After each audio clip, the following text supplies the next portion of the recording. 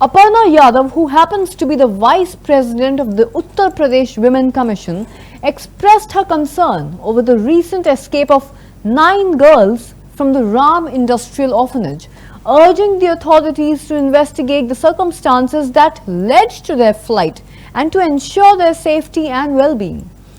Aparna, she has also commented on the Haryana government's decision regarding these reservations, highlighting the need for an inclusive approach towards policy making that empowers the marginalized communities. On top of that, Yadav addressed the ongoing issue of pollution in the national capital, calling for urgent measures to improve air quality and to protect public health, particularly for the vulnerable populations like children and those who are elderly.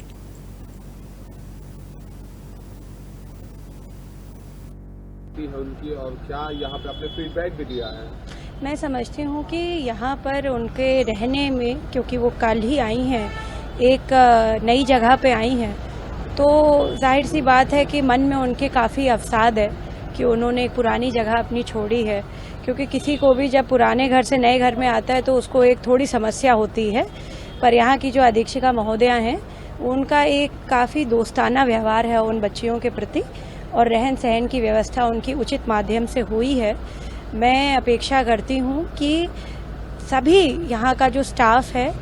और बच्चे हैं, दोनों लोगों से मैं बात करके आई हूँ अलग अलग, और काफ़ी समय दे करके आई हूँ कि दोनों लोग सामंजस्य बना करके यहाँ पर रहेंगे।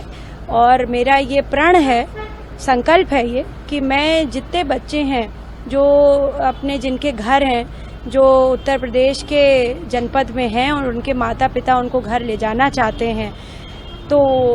वो उन बच्चों को मैं घर भेजने का, घर वापसी का प्रयास करवाऊंगी। दूसरी बात, जो बच्चे जो कम उम्र की माएँ बन गई हैं, जिनकी शादी हो चुकी है, जो कि लॉ के तहत अनुरूप जो है उचित नहीं है, मैं उन बच्चों का भी जिनकी उम्र कम से कम 17 साल 6 महीने हो गई हैं, यानी 18 टच कर रही हैं, लॉ के अनुरूप जो है हेबियस कॉर्पस लगवा करके